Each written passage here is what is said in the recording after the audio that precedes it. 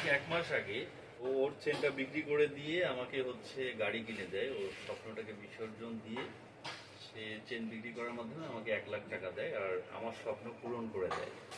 তো 1 মাস পরে আবারও আসলাম হচ্ছে সেই জুয়েলার্সে যেখানে আমরা আমাদের চেনটা বিক্রি করছিলাম। তো ও নতুন করে আবারও চেন নিতে যাচ্ছে, সেটাও হয়তো কিছুটা স্যাক্রিফাইস করে ও ফুল বিক্রি করে আবার হচ্ছে আংটি বিক্রি করে, কারণ ওর চেনটা অনেক বেশি পছন্দের।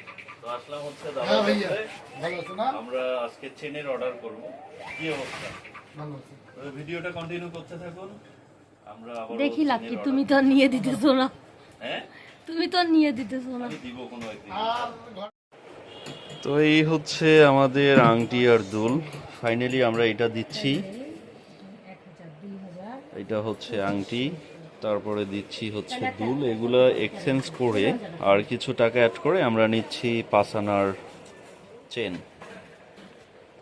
আংটিটা আমার অনেক শখের ছিল। এগুলো এক্সচেঞ্জ করে আমরা হচ্ছে, এই হচ্ছে চেন। আসলে মেয়ে মানুষ আমার মনে হয় বোকা, কারণ এই যে এই চেনটা এখানে কি আছে শুধু একটু জলে 75,000। এই 75,000 দিলে আমি এফজেড এর ভার্সন দিতে পারতাম।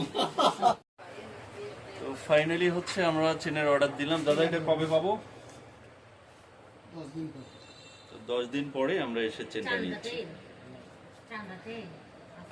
প্রতিটা মানুষের স্বপ্নই আসলে অনেক অনেক গুরুত্বপূর্ণ। তো ভিডিওটা যারা এতক্ষণ কন্টিনিউ করলেন, লাইক, কমেন্ট, শেয়ার এবং সাবস্ক্রাইব করুন।